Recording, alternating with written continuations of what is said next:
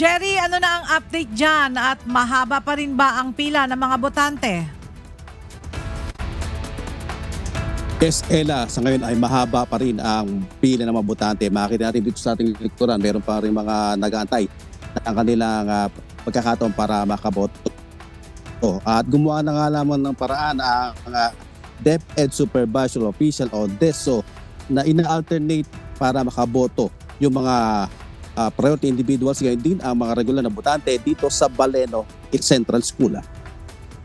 Matapos magkaroon ng delay at mahabang pila ang mga botante dahil binigyan din ng pagkakataon na makaboto ang mga senior citizen na hindi nakapunta ng taktang oras dahil sa katandaan sa kagulang, naging mabagal ang pagkilos ng mga matatanda.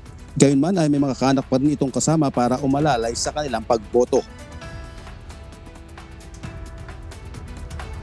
Actually, nasunod naman natin yung time at saka yung oras na dapat magsimula yung botohan.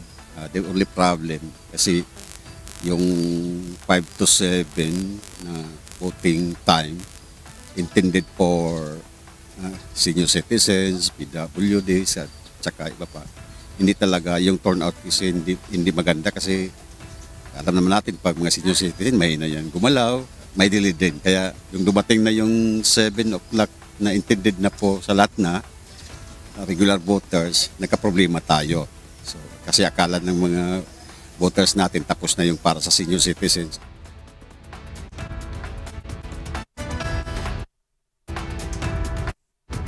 Pa dyan ang pag-breakdown ng automatic counting machines na tumagal na halos 15 minuto bago muli makapagpasok ng balota sa makina. Ayon pa kay Deso Ramon Basas, maayos naman sa final testing and sealing ang mga makina, pero kanina 10 balota lamang ay tumigil na ang ACM. Naayos naman agad ng Deso technician ang makina matapos ang ang Baleno Cebu na umabot sa 2,000 mahigit at 3%. Sa ngayon ang sitwasyon ng halalan dito sa bayan ng Baleno. Matapos mayroong insidente ng di umani pangharas ng ilang armadong grupo na nagpapakilalang membro ng PNP at nananakot sa mga supporters ng isang tumatakbong sa pagkahalkalde. Pero ayon sa COMELEC, pawang aligasyon at wala namang katotohanan ang mga nakarang report.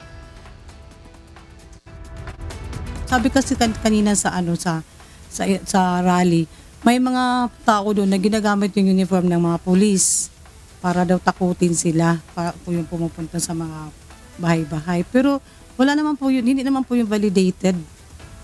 Kasi kung ganun, wala namang report yung PNP na ganun.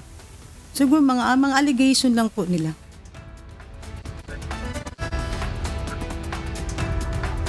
Kailan sa ngayon nga ay mainit na panahon din ating kinalugan sa Baleno Central School at kahit may mga nakapila pa rin na at dumadating na mga senior citizen para makaboto dito sa halalan na ito.